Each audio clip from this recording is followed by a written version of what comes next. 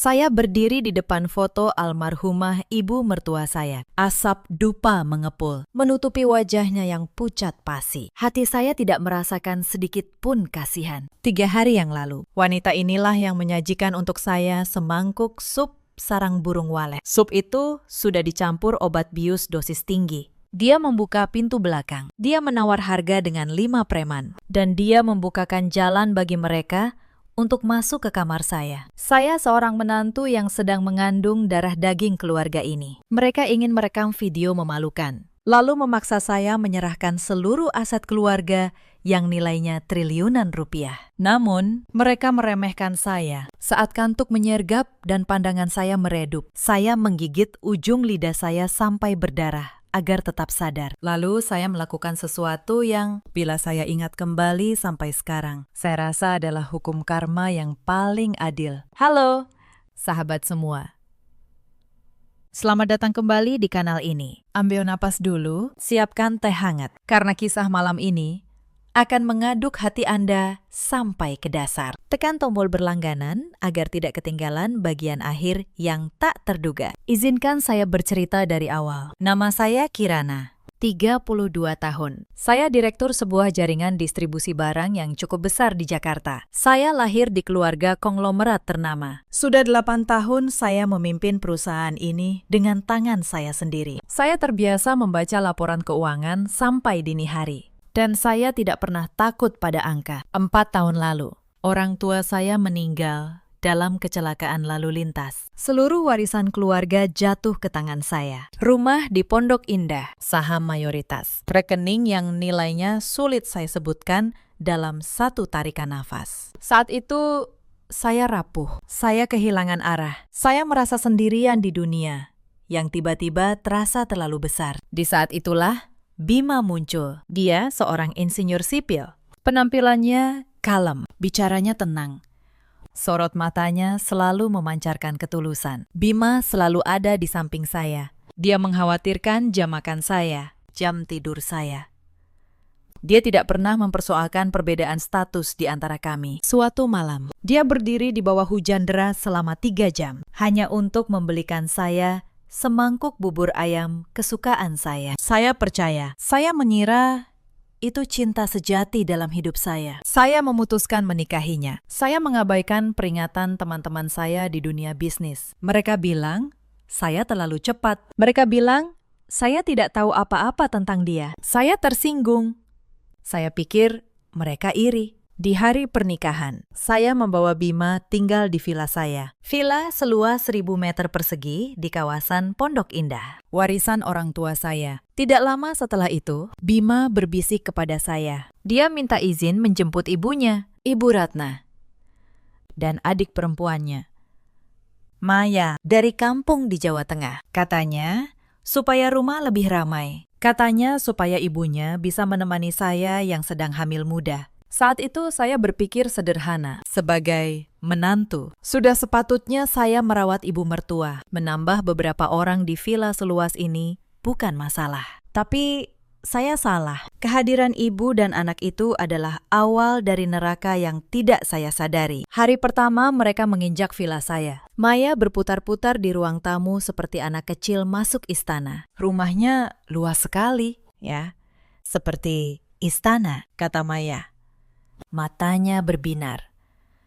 Mulai sekarang, hidup kita berubah. Bu, tidak perlu lagi tinggal di rumah petak yang bocor. Dia berlari ke kamar saya. Dia membuka lemari pakaian saya tanpa permisi. Bu, lihat. Tasnya banyak sekali, serunya. Nanti aku pinjam beberapa, ya.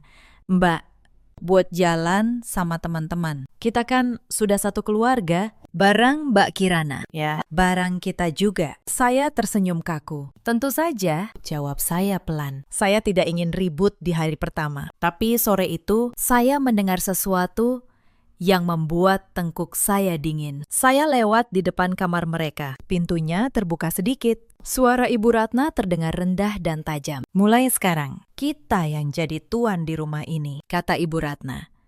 Perempuan kalau sudah menikah, hartanya harus diserahkan kepada suami untuk dikelola. Nanti ibu suruh Bima mengambil alih semua pembukuan. Kalau perempuan, yang pegang kendali, bisa hancur semuanya. Saya berdiri membeku di lorong. Itu hari pertama mereka menginjakan kaki di rumah saya. Saat itu, saya memilih untuk berpikir baik. Mereka dari keluarga sederhana, melihat kemewahan. Mereka iri, lalu bicara sembarangan. Saya memilih mengabaikannya. Saya kira waktu akan menghaluskan semuanya. Saya mulai menanggung segalanya. Saya membelikan Ibu Ratna suplemen kesehatan yang mahal. Saya membiayai kuliah Maya di sebuah universitas internasional. Saya memberi Maya sebuah mobil untuk kemudahannya pergi kuliah. Setiap bulan, saya memberi Ibu Ratna 50 juta rupiah sebagai uang jajan. Belum lagi seluruh biaya hidup di rumah. Semuanya saya yang tanggung. Tapi keserakahan manusia memang tidak ada batasnya. Semakin banyak yang mereka terima, semakin mereka menganggap itu kewajiban saya. 50 juta sebulan tidak lagi cukup. Maya mulai mengeluh mobilnya bukan keluaran terbaru. Ibu Ratna mulai membandingkan perhiasan saya dengan perhiasan tetangga. Lalu menatap saya seolah saya pelit. Padahal saya tidak pernah menghitung. Saya hanya ingin keluarga ini damai. Lalu, perlahan, Bima pun berubah. Tapi sebelum saya bercerita tentang perubahan Bima, saya harus bercerita tentang bulan-bulan yang membawa kami ke sana. Sebab neraka itu tidak datang dalam satu malam. Ia menetes. Setetes demi setetes. Sampai saya hampir tidak menyadari air sudah menggenang setinggi leher. Mulanya soal kartu kredit. Saya memberi Maya satu kartu tambahan untuk keperluan kuliahnya. Buku, transportasi, makan siang. Bulan pertama, tagihannya 3 juta. Bulan kedua, 12 juta. Bulan ketiga, tagihan itu menembus 40 juta rupiah. Tas, sepatu. Makan malam di restoran mahal bersama teman-temannya. Saat saya menanyakannya baik-baik, Maya hanya mengangkat bahu. Mbak kan kaya. 40 juta itu apa sih buat Mbak? Katanya enteng, tanpa rasa bersalah sedikit pun. Lagi pula, aku kan adik ipar Mbak. Masa adik sendiri tidak boleh senang-senang sedikit? Saya menutup mulut. Saya tidak ingin ribut. Saya kira kalau saya mengalah, mereka akan tahu diri. Saya keliru besar. Mengalah bagi orang seperti mereka hanya tanda bahwa mereka bisa meminta lebih. Lalu, mobil itu.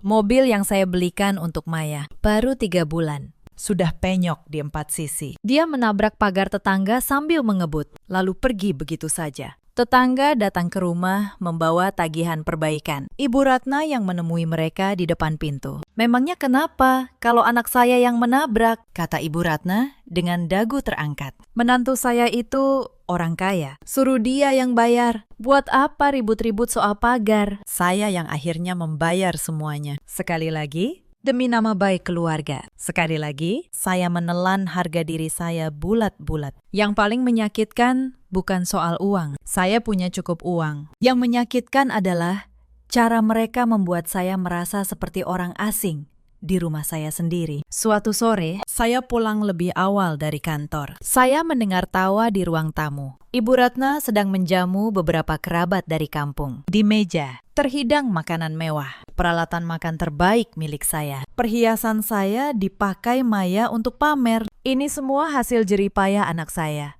Bima, kata Ibu Ratna kepada para tamu. Suaranya lantang, sengaja agar saya dengar. Dia yang membangun semua ini. Istrinya itu cuma kebetulan punya warisan tanpa Bima. Perempuan itu bukan apa-apa. Saya berdiri di ambang pintu, masih memegang tas kerja saya dengan kaki yang tiba-tiba terasa berat. Tidak ada satupun dari mereka yang menyapa saya. Mereka menatap saya seperti menatap pembantu yang datang terlambat. Malam itu, saya menelpon teman lama saya, satu-satunya orang yang masih jujur kepada saya. Tapi sebelum saya sempat bicara banyak, Bima merebut ponsel dari tangan saya. Untuk apa kamu cerita-cerita ke orang luar? Katanya dingin. Urusan rumah tangga itu urusan dalam. Jangan bikin malu keluarga. Sejak hari itu, satu persatu, dia menjauhkan saya dari teman-teman saya, dari rekan bisnis yang dulu memperingatkan saya, dari semua orang yang bisa membuka mata saya. Saya baru menyadari belakangan, Itu bukan cemburu, itu strategi. Mereka sedang mengurung saya, pelan-pelan, sampai saya sendirian dan tak punya siapa-siapa untuk dimintai pertolongan. Lalu datang permintaan saham itu. Lalu penolakan saya. Dan setelah penolakan saya, topeng mereka mulai retak. Suami yang dulu mengkhawatirkan jam makan saya, kini pulang larut malam dengan bau alkohol menyengat. Setiap kali saya bertanya, dia marah. Dia bilang, tekanan pekerjaan. Dia bilang, rekan bisnis yang sulit. Dia bilang, saya tidak mengerti beban seorang lelaki. Padahal dulu, dia tidak pernah membentak saya sekalipun. Permintaan saham itu, dia ulang berkali-kali, dengan nada yang makin keras setiap kali. Malam terakhir, dia duduk di tepi ranjang dengan wajah dingin. Kira, katanya, alihkan saham itu atas namaku. Aku capek dianggap lelaki yang menumpang hidup pada istri. Kalau kamu sayang aku, ini bukti yang aku minta. Saya terdiam. Saya menatap matanya, mencari sorot ketulusan yang dulu saya kenal. Tapi malam itu, di sana hanya ada kabut yang tidak bisa saya baca. Saya mencintai suami saya, tapi saya tidak buta. Warisan orang tua saya bukan sesuatu yang bisa saya serahkan kepada orang yang belum pernah mengelola 1 rupiah pun di perusahaan. Saya menolak sekali lagi.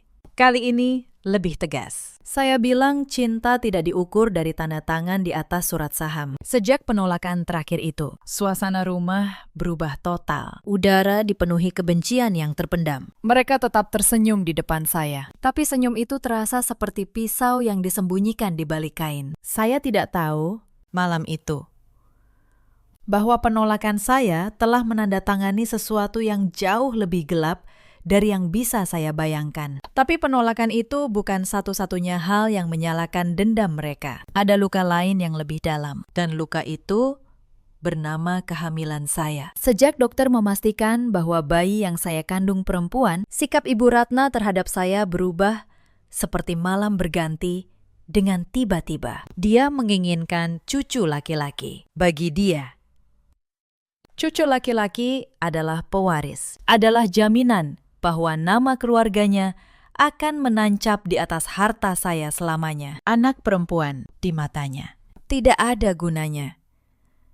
Suatu pagi, saya mendengarnya bicara dengan tetangga di teras. Menantu saya itu sedang hamil, tapi anaknya perempuan, kata Ibu Ratna dengan nada mencibir. Buat apa?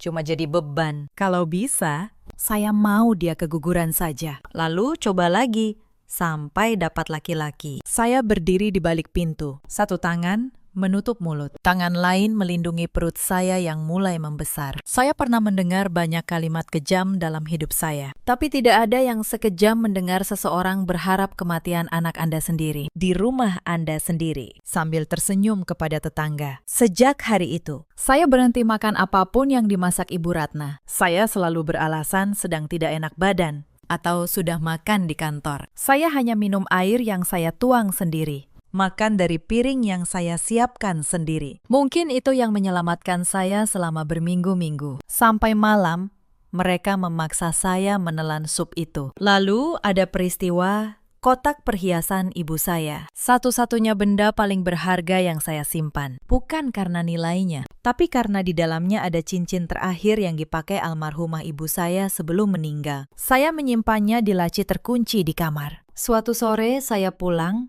dan menemukan laci itu terbongkar. Kotaknya kosong. Saya mencari ke seluruh rumah dengan tangan gemetar. Akhirnya, saya melihat cincin ibu saya melingkar di jari Maya yang sedang berfoto-foto untuk media sosialnya. Ini cuma cincin tua, Mbak, kata Maya santai saat saya memintanya kembali. Lagian, kita kan keluarga. Aku cuma pinjam. Mbak pelit amat sih. Sama adik sendiri. Saya merebut cincin itu dari jarinya. Untuk pertama kalinya, suara saya naik. Ini milik ibu saya. Kamu tidak akan pernah menyentuhnya lagi. Maya mengadu kepada ibunya sambil menangis berpura-pura. Malam itu, Bima memarahi saya habis-habisan karena membuat adiknya menangis. Karena sebuah cincin. Karena saya berani mempertahankan satu-satunya kenangan ibu saya di rumah itu. Bahkan kesedihan saya pun dianggap kesalahan. Saya mulai mengerti. Mereka tidak hanya menginginkan harta saya. Mereka ingin menghapus saya. Menghapus masa lalu saya, kenangan saya, harga diri saya. Sampai yang tersisa hanya nama saya di atas surat-surat yang siap mereka curi. Saya diam. Tapi diam saya bukan menyerah. Diam saya adalah saya mulai menghitung. Sebab seorang akuntan tidak pernah lupa. Setiap angka yang tidak seimbang pada akhirnya akan menuntut penyelesaian. Malam itu, setelah seluruh rumah tertidur, saya turun diam-diam ke ruang kerja. Saya membuka laptop saya dan mulai menarik kembali semua catatan keuangan rumah tangga selama setahun terakhir. Angka demi angka. Saya susun seperti menyusun sebuah kasus. 50 juta setiap bulan untuk Ibu Ratna. 40 juta tagihan kartu kredit Maya. Belasan juta untuk perbaikan mobil dan pagar tetangga. Puluhan juta untuk lebaran dan kerabat yang menumpang. Dan yang paling membuat saya berhenti bernapas. Sebuah pola transfer kecil dan rutin dari rekening operasional yang dipegang Bima, mengalir perlahan ke sebuah rekening atas nama Ibu Ratna. Jumlahnya tidak besar setiap kali, tapi disusun selama berbulan-bulan. Totalnya sudah ratusan juta. Mereka sudah mulai menguras, sedikit demi sedikit, dari pinggiran. Sebelum berani menyentuh pusatnya, saya menutup laptop dengan tangan yang dingin. Saat itu, saya tahu, ini bukan lagi soal mertua yang cerewet atau adik ipar yang manja. Ini adalah operasi yang terencana untuk merampas seluruh warisan keluarga saya. Keesokan harinya, dengan alasan memasang sistem keamanan baru karena lingkungan yang katanya rawan. Saya memanggil teknisi kepercayaan Pak Surya. Mereka memasang kamera tersembunyi di titik-titik yang tidak akan pernah terpikirkan oleh Ibu Ratna maupun Bima. Di ventilasi ruang kerja, di balik figura lukisan di ruang tamu, di sudut langit-langit kamar tamu tempat mereka sering berkumpul berbisik-bisik. Saya tidak melakukannya, karena saya tahu akan ada malam jebakan itu. Saya melakukannya karena naluri bertahun-tahun di dunia bisnis mengajari saya satu kebenaran sederhana. Ketika seseorang mulai menghitung hartamu di belakangmu, kamu harus mulai merekam selama berminggu-minggu setelah itu. Saya menjalani peran saya. Saya tetap menjadi menantu yang sabar, istri yang lembut, perempuan yang seolah tidak tahu apa-apa. Saya menyerahkan amplop, membayar tagihan, menelan hinaan. Sementara di balik dinding, kamera-kamera itu diam-diam mengumpulkan setiap kata, setiap rencana, setiap kejahatan kecil yang mereka kira tersembunyi. Mereka pikir mereka sedang berburu seekor domba. Mereka tidak tahu domba itu sedang menyiapkan kandang untuk mereka sendiri. Puncak dari semuanya datang menjelang Lebaran tahun itu. Tanpa bertanya kepada saya, Ibu Ratna mengundang hampir seluruh kerabatnya dari kampung untuk menginap di villa. Belasan orang datang membawa koper, anak-anak.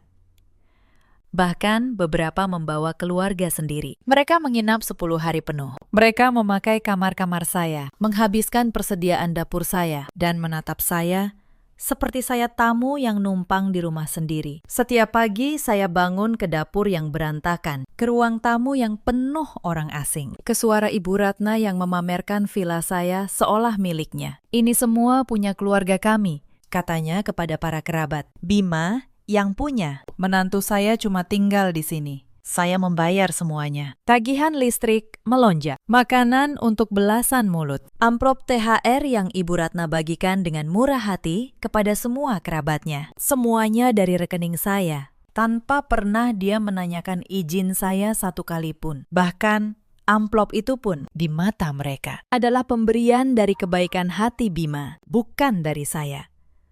Di hari ke-10, saat saya kelelahan, dan tubuh hamil saya nyaris ambruk, saya meminta dengan sopan agar mereka mulai pulang. Ibu Ratna menatap saya di depan seluruh kerabatnya. "Kamu ini menantu durhaka," katanya keras. "Baru segini saja sudah mengusir keluarga suamimu. Tidak punya hati. Pantas saja kandunganmu cuma perempuan." Belasan pasang mata menatap saya seolah saya penjahat. Tidak ada Bima yang membela. Dia hanya berdiri di sudut, menundukkan kepala, membiarkan ibunya mempermalukan istrinya yang sedang mengandung anaknya sendiri. Malam itu, sendirian di kamar, saya menangis untuk terakhir kalinya. Bukan tangis kesedihan, Tangis perpisahan. Saya berpisah dengan perempuan naif yang dulu percaya bahwa cinta bisa menutupi keserakahan. Esok paginya, saya menelpon Pak Surya dan mulai menyiapkan segala sesuatunya. Diam-diam, sabar. Sebagaimana saya menyiapkan sebuah laporan keuangan yang harus sempurna sebelum diserahkan. Saya tidak tahu bentuk seperti apa serangan mereka nanti. Tapi saya tahu satu hal pasti. Saat serangan itu datang, saya tidak akan menjadi korban yang tidak siap. Badai itu datang pada suatu Jumat malam. Langit Jakarta diguyur hujan. Suara guntur menggelegar di kejauhan. Sore itu,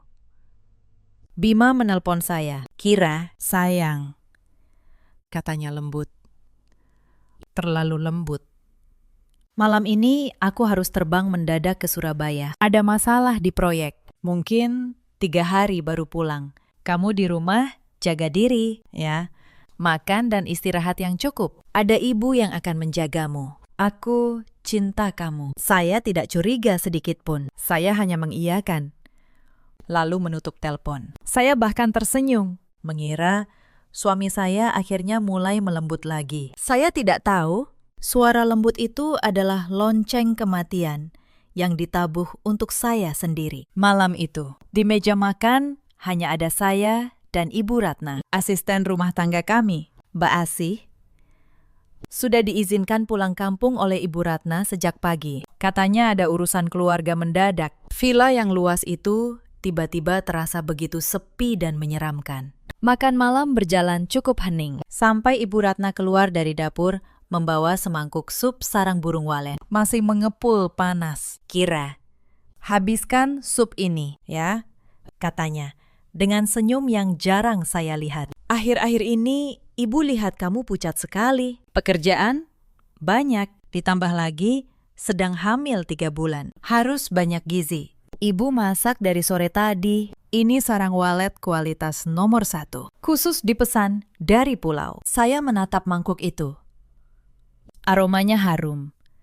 Tapi perhatian Ibu Ratna yang tiba-tiba ini membuat saya heran. Biasanya dia tidak pernah seperti ini. Apalagi soal kehamilan saya. Selama ini dia selalu menunjukkan rasa tidak suka. Karena dia menginginkan cucu laki-laki. Sementara dokter sudah memastikan bayi kami perempuan. "Nanti saja, Bu," kata saya, hati-hati. Perut saya masih kenyang. Tadi makan nasi banyak. Tiba-tiba Maya muncul dari ruang sebelah. Suaranya melengking. "Aduh, Mbak Ipar ini jual mahal sekali," katanya.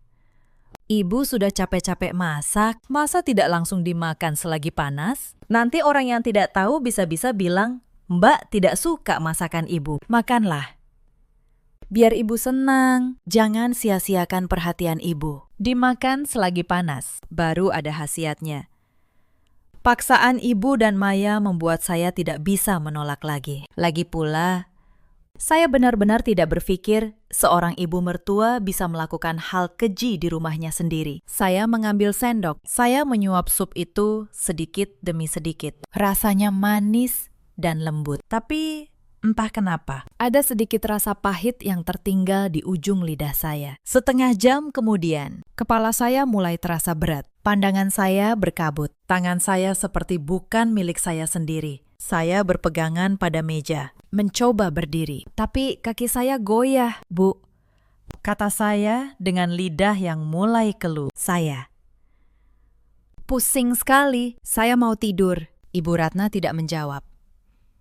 Dia hanya menatap saya. Senyum di wajahnya sudah hilang. Yang tersisa adalah tatapan dingin. Tatapan seseorang yang sedang menunggu sesuatu selesai. Saya menyeret tubuh saya ke kamar. Saya merebahkan diri di ranjang. Langit-langit kamar berputar di atas saya. Saya pikir saya hanya kelelahan. Saya pikir saya hanya butuh tidur. Tapi di tengah kantuk yang menyeret saya ke dasar, saya mendengar sesuatu. Suara langkah kaki di lantai bawah. Bukan satu, banyak. Berat. Asing. Lalu, suara Ibu Ratna. Pelan, tapi jelas. Dari arah tangga. Sudah. Dia sudah tidur. Pintu belakang sudah Ibu buka. Masuk lewat sana. Saya memaksa membuka mata. Jantung saya berdebar di tengah kabut obat. Saya tidak salah dengar, ada orang asing masuk ke rumah saya. Dan ibu mertua saya lah yang membukakan pintu. Saya mencoba bangun. Tapi tubuh saya tidak menurut. Tangan saya lemas, mata saya berat. Obat itu menarik saya semakin dalam. Lalu pintu kamar saya terbuka. Maya masuk. Di belakangnya, 5 lelaki bertubuh besar dengan tato di lengan. Wajah mereka kasar. Tatapan mereka membuat perut saya mual. Maya memegang sebuah ponsel di tangannya. Layarnya menyala. Cepat, kata Maya kepada para lelaki itu. Suaranya tenang seperti membicarakan cuaca. Ibu bilang cukup direkam sebentar saja. Yang penting jelas wajahnya. Jelas dia bersama kalian di atas ranjang. Sisanya biar kami yang urus. Saya mengerti di tengah kabut itu. Saya mengerti semuanya.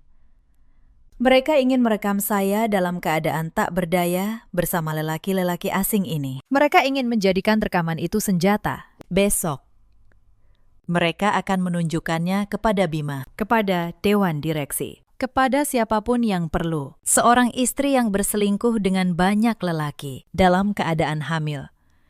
Aib seperti itu cukup untuk menghancurkan saya. Cukup untuk memaksa saya menyerahkan semuanya demi menutup mulut mereka. Triliunan rupiah warisan keluarga saya dalam satu malam.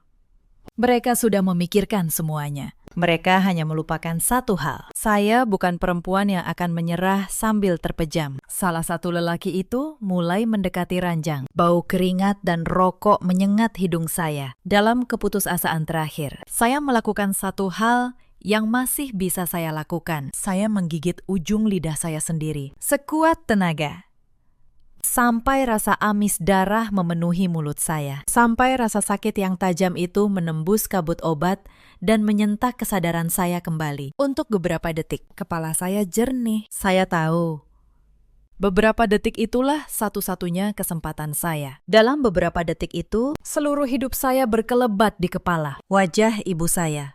Senyum palsu Bima di hari pernikahan. Suara Ibu Ratna yang berharap anak saya tidak pernah lahir. Bayi perempuan dalam kandungan saya yang belum sempat melihat dunia. Dan saya menyadari satu hal dengan kejernihan yang menakutkan. Kalau saya menyerah malam ini, bukan hanya saya yang hancur. Anak saya pun tidak akan punya masa depan. Mereka akan mengambil segalanya. Lalu membuang saya seperti membuang kulit jeruk yang sudah diperas habis. Rasa takut itu, anehnya, justru memberi saya tenaga, bukan tenaga otot. Tenaga seorang ibu yang tahu dia satu-satunya pelindung bagi anaknya. Saya pernah membaca bahwa dalam keadaan terdesak, manusia bisa melakukan hal yang di hari biasa tidak akan pernah berani mereka bayangkan. Malam itu, saya membuktikannya pada diri saya sendiri. Saya tidak punya senjata. Saya tidak punya tenaga penuh. Yang saya punya hanya pikiran yang untuk beberapa detik berharga, kembali setajam pisau. Dan dalam dunia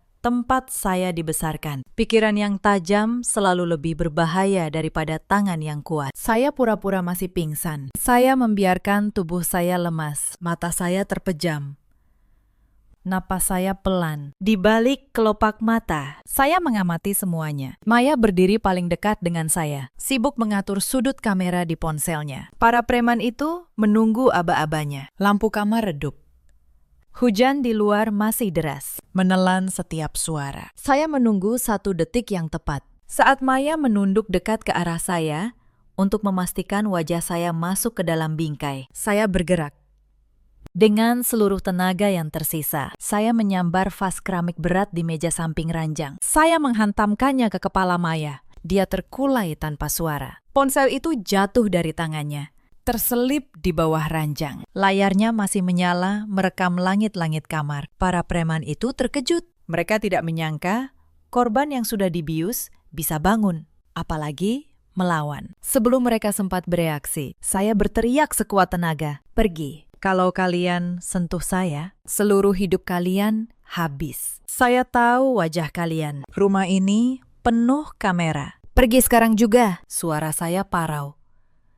Tapi ada sesuatu dalam nada itu yang membuat mereka ragu. Mereka datang untuk merekam perempuan tak berdaya, bukan untuk terlibat pembunuhan dan saksi yang sadar. Mereka melirik tubuh Maya yang tergeletak. Mereka melirik pintu. Lalu, satu persatu, mereka mundur dan menghilang lewat pintu belakang yang sama dengan tempat mereka masuk. Saya sendirian di kamar. dengan tubuh Maya yang pingsan dan kabut obat yang kembali menyergap.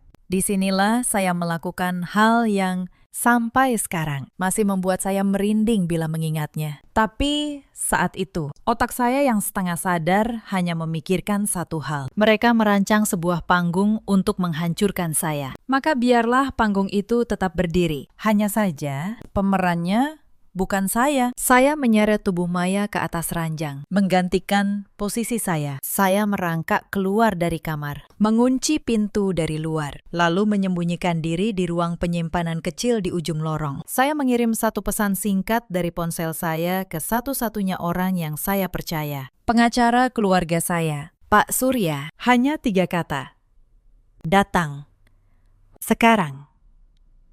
Diam-diam. Lalu kesadaran saya padam di sisa malam yang gelap itu. Saya melayang di antara sadar dan tidak. Saya mendengar samar suara langkah di lantai bawah. Saya mendengar Ibu Ratna menelepon seseorang. Suaranya penuh kemenangan, mengabarkan bahwa semuanya berjalan sesuai rencana. Dia tidak tahu putrinya sendiri yang terkunci di dalam kamar. Dia begitu yakin pada rencananya, sehingga tidak pernah sekalipun memeriksa siapa yang sebenarnya terbaring di balik pintu itu. Keserakahan membuatnya buta, dan kebutaan itulah yang menjadi hukumannya yang pertama. Saya juga mendengar Bima ditelepon. Saya mendengar tawa kecil Ibu Ratna saat dia berkata, "Tenang, Nak.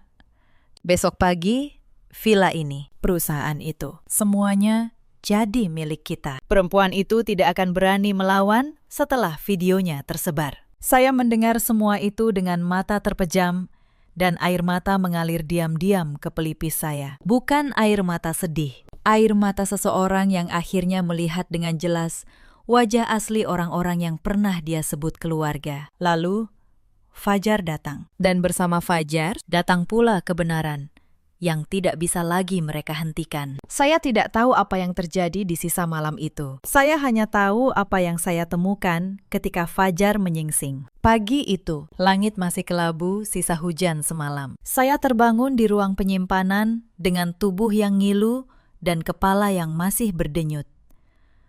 Untuk sesaat, saya tidak ingat di mana saya berada. Lalu semua kembali. Sup itu, pintu belakang, 5 lelaki, Maya. Saya mendengar langkah kaki tergesa di lorong. Suara Ibu Ratna. Riang. Penuh kemenangan. Bangun. Bangun. Sudah pagi. Ibu mau lihat hasilnya. Mana kuncinya? Gumamnya sendiri. Dia tidak tahu Maya tidak pernah keluar dari kamar itu.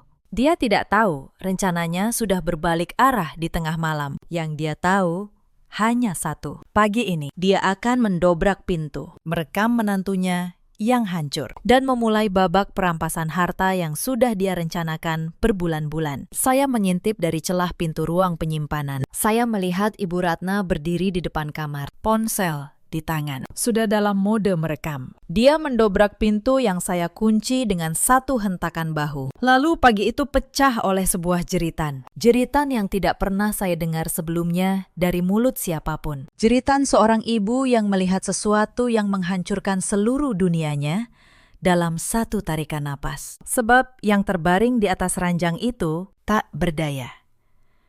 Bukan saya. Itu Maya, putri kandungnya sendiri. Ibu Ratna jatuh berlutut di ambang pintu. Ponsel terlepas dari tangannya. Tubuhnya gemetar hebat. Dia merangkak ke arah ranjang, memanggil nama anaknya berulang-ulang dengan suara yang sudah pecah menjadi serpihan. Saya tidak akan menggambarkan apa yang terjadi setelahnya secara rinci. Hanya ini yang perlu Anda tahu. Rasa malu, panik, dan penyesalan yang menghantam Ibu Ratna pagi itu terlalu besar untuk ditanggung jiwanya. Dia yang merancang aib untuk orang lain, hancur oleh aib yang berbalik menimpa darah dagingnya sendiri. Semua orang di kemudian hari berbisik bahwa keluarga ini terkena kutukan. Tapi tidak. Tidak ada kutukan apapun, hanya keserakahan manusia yang tak terbatas, yang menggali kuburannya sendiri. Pak Surya tiba tidak lama setelah itu, persis seperti yang saya minta. Diam-diam lewat gerbang samping, dan bersamanya dia membawa sesuatu yang akan mengubah segalanya. Yang dibawa Pak Surya pagi itu adalah sebuah map tebal berwarna coklat. Di dalamnya, seluruh kebenaran yang selama berbulan-bulan diam-diam saya kumpulkan. Sebab Anda mungkin mengira saya perempuan naif yang baru sadar di malam terakhir. Tidak. Saya memang mencintai Bima dengan bodoh. Tapi insting bisnis saya tidak pernah benar-benar tidur. Sejak malam saya mendengar Ibu Ratna berkata bahwa harta perempuan harus diserahkan kepada suami. Ada sesuatu di dalam diri saya yang mulai berjaga. Saya tidak pernah memberitahu siapapun. Tapi 3 bulan sebelum malam itu, saya sudah memasang kamera tersembunyi di beberapa sudut villa. Bukan karena saya tahu akan ada malam seperti ini. Hanya karena seorang direktur yang dibesarkan di dunia bisnis tahu satu hal. Ketika orang mulai membicarakan hartamu di belakangmu, kamu mulai mengumpulkan bukti. Kamera-kamera itu merekam segalanya. Percakapan Ibu Ratna dan Bima di ruang kerja. Malam mereka menghitung berapa nilai aset yang bisa mereka kuras. Suara Maya yang tertawa membahas rencana merekam saya. Bahkan transfer uang yang dilakukan Bima diam-diam ke rekening atas nama ibunya. Sedikit demi sedikit. Selama berbulan-bulan. Dan yang paling penting, semua aset itu. Semua saham itu. Seluruh warisan keluarga saya. Tidak pernah 1 sen pun berpindah nama. Bima boleh memaksa.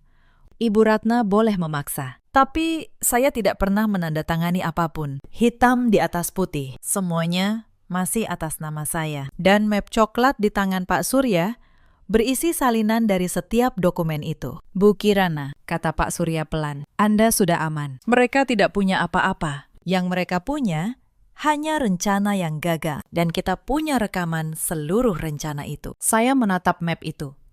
Lalu saya menatap ke arah kamar. Tempat tangis Ibu Ratna masih terdengar pecah-pecah. Saya tidak merasa menang. Saya hanya merasa lelah. Lelah yang dalam. Lelah seorang perempuan yang baru saja menyadari bahwa rumah yang dia kira tempat berlindung ternyata adalah jebakan yang dibangun di sekelilingnya. Bima pulang dari Surabaya keesokan harinya. Tapi tentu saja, dia tidak pernah benar-benar ke Surabaya. Dia hanya menunggu di sebuah hotel di pinggir kota. Menanti telepon dari ibunya yang mengabarkan bahwa rencana sudah berhasil. Bahwa istrinya sudah hancur dan siap menyerahkan segalanya. Telepon itu tidak pernah datang. Yang datang justru kabar bahwa adiknya terbaring di rumah sakit. Dan ibunya dibawa pergi dalam keadaan yang tidak bisa lagi dia kenali. Saya menemui Bima di ruang tamu. Di rumah yang dulu saya bawa dia masuk dengan begitu banyak harapan. Dia berdiri di sana,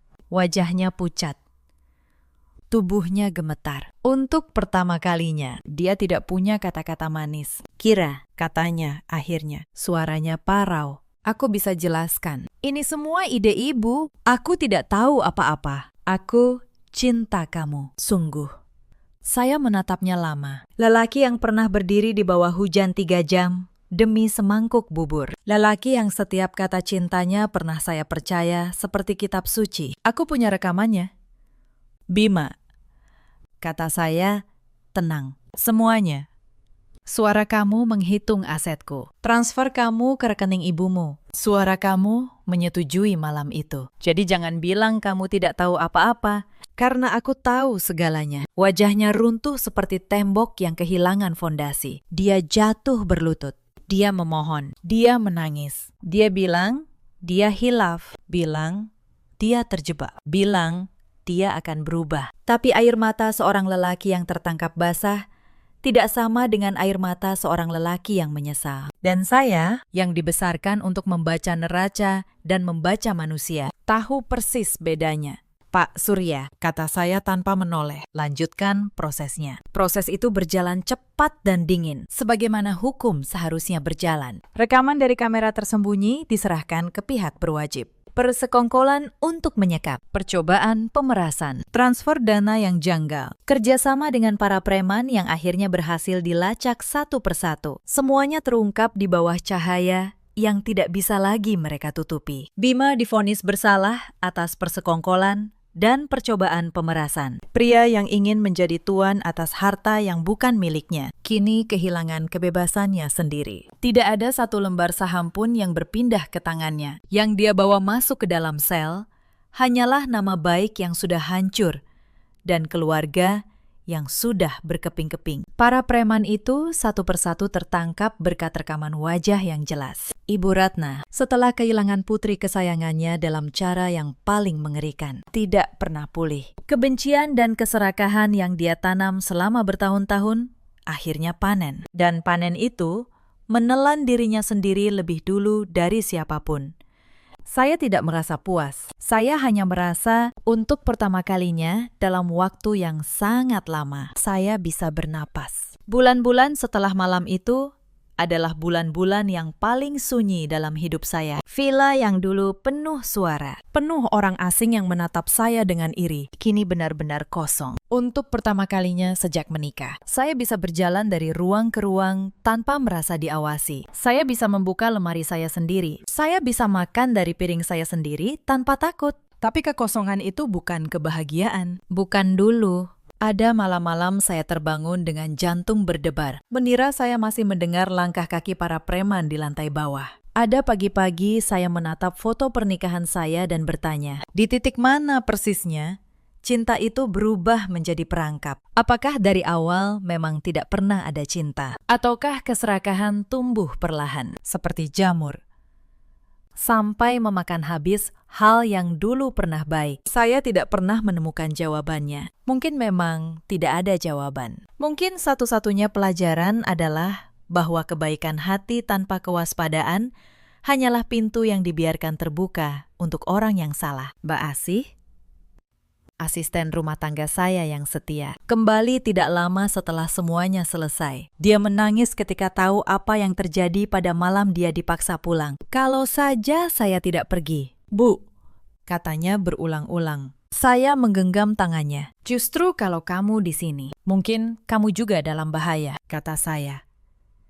Kamu tidak salah apa-apa. Yang salah adalah orang-orang yang merencanakan ini. Perlahan saya mulai membangun kembali, bukan harta saya. Sebab harta itu memang tidak pernah benar-benar hilang. Yang saya bangun kembali adalah diri saya sendiri. Saya kembali ke kantor dengan kepala tegak. Saya mengambil alih kembali setiap keputusan yang dulu mulai saya ragukan. Rekan-rekan bisnis yang dulu dijauhkan Bima dari saya, satu persatu kembali. Beberapa dari mereka menggenggam tangan saya dan berkata, "Kami selalu tahu kamu kuat. Kira kami hanya menunggu kamu menyadarinya sendiri." Lalu, di sebuah pagi yang cerah, anak saya lahir. Seorang bayi perempuan. Bayi yang oleh nenek tirinya pernah diharapkan, tidak pernah ada. Bayi yang saya lindungi dengan menolak makan dari tangan yang ingin mencelakainya ketika perawat meletakkannya di dada saya. Dan saya melihat wajah mungilnya untuk pertama kali. Seluruh kelelahan bertahun-tahun itu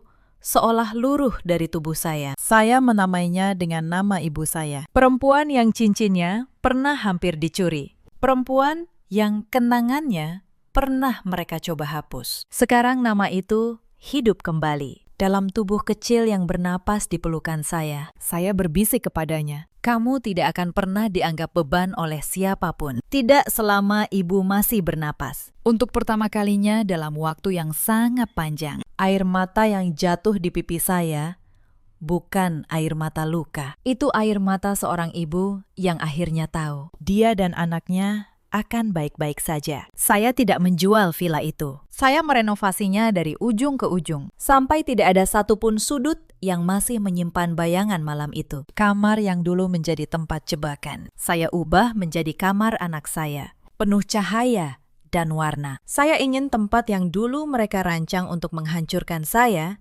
menjadi tempat yang paling aman bagi anak saya untuk tumbuh. Itulah balasan saya yang sesungguhnya, bukan kebencian, tapi membuktikan bahwa hidup yang ingin mereka rampas justru tumbuh menjadi lebih indah tanpa mereka. Kadang, saat malam tenang dan anak saya sudah tidur, saya duduk di teras memandang langit Jakarta. Saya memikirkan Bima di dalam selnya. Saya memikirkan Ibu Ratna yang kehilangan segalanya karena menginginkan segalanya. Saya tidak lagi merasakan dendam. Dendam itu sudah habis terbakar. Yang tersisa hanya satu pemahaman yang dingin dan jernih. Karma bukanlah petir yang menyambar dari langit. Karma adalah benih yang ditanam manusia dengan tangannya sendiri. Lalu suatu hari, ia panen apa yang ia tanam. Tidak lebih, dan tidak kurang. Setahun berlalu sejak malam itu. Anak saya sudah mulai belajar berjalan. Langkah-langkah kecilnya memenuhi villa dengan suara yang dulu tidak pernah ada di sana. Suara kehidupan yang murni, tanpa pamrih, tanpa keserakahan. Suatu sore, saya duduk di dapur, memasak sendiri untuk pertama kalinya dalam waktu yang lama. Ikan goreng, sayur asam, sambal terasi, masakan sederhana yang dulu sering dimasak ibu saya. Anak saya duduk di kursi tingginya, tertawa setiap kali saya membuat wajah lucu. Aroma masakan memenuhi dapur, hangat dan menenangkan. Tidak ada sup mewah dari pulau, tidak ada perhiasan yang dipamerkan. Hanya seorang ibu dan anaknya, dan rasa aman yang akhirnya benar-benar saya miliki. Di saat itulah saya menyadari sesuatu. Kemewahan tidak pernah menjadi sumber kebahagiaan saya. Saya selalu punya kemewahan, bahkan di hari-hari paling gelap. Yang dulu hilang dari hidup saya bukan harta, melainkan kedamaian.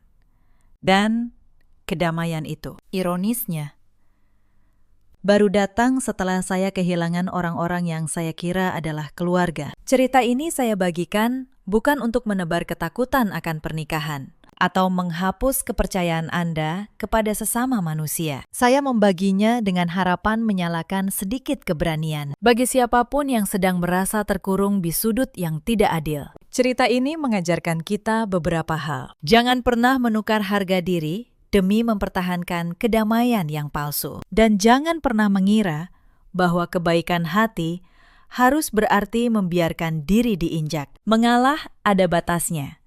Setelah batas itu, mengalah bukan lagi kebaikan, melainkan pengkhianatan terhadap diri sendiri. Di luar sana, ada banyak perempuan seperti saya dulu. Perempuan yang mandiri, yang kuat, yang punya segalanya, tapi perlahan dibuat merasa kecil di rumahnya sendiri oleh orang-orang yang seharusnya menyayanginya. Jika Anda salah satu dari mereka, dengarkan saya. Memberi tanpa batas bukanlah cinta. Membiarkan diri dihancurkan bukanlah kesetiaan. Di luar sana, ada juga banyak suami seperti Bima, lelaki yang manis di awal, yang setiap kata cintanya terdengar seperti kebenaran, tapi diam-diam menghitung apa yang bisa mereka ambil. Cinta yang tulus tidak pernah meminta Anda menyerahkan jati diri Anda sebagai bukti. Cinta yang menuntut tanda tangan Anda atas segala yang Anda miliki. Itu bukan cinta, itu transaksi yang menyamar. Dan di luar sana, ada pula para ibu mertua seperti Ibu Ratna. Orang-orang yang dikuasai ketakutan dan keserakahan, sampai mereka rela mengorbankan apapun. Bahkan darah daging mereka sendiri, demi sesuatu yang sebenarnya tidak pernah menjadi milik mereka. Mereka lupa,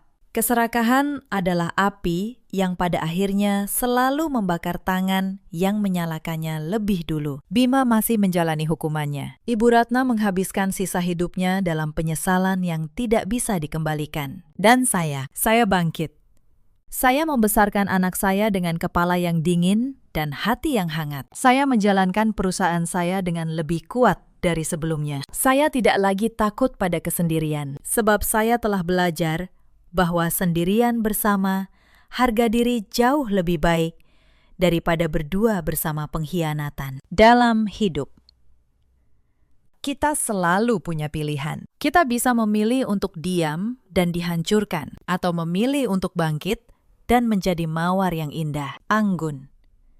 Namun selalu siap dengan durinya untuk melukai tangan kotor manapun yang berani mencoba meremukannya. Jika cerita ini menyentuh hati Anda, bagikan kepada seseorang yang mungkin sedang membutuhkannya. Di luar sana, mungkin ada seseorang yang sedang rapuh, yang hanya butuh satu kalimat untuk berani bangkit kembali. Ceritakan kisah kalian di kolom komentar. Terima kasih sudah menemani saya sampai akhir. Badai pasti berlalu. Setelah hujan paling deras sekalipun, langit selalu kembali cerah. Semoga Anda semua selalu memiliki kepala yang dingin, hati yang hangat, dan keberanian untuk berjalan dengan tegak di jalan Anda sendiri. Sampai jumpa di kisah berikutnya.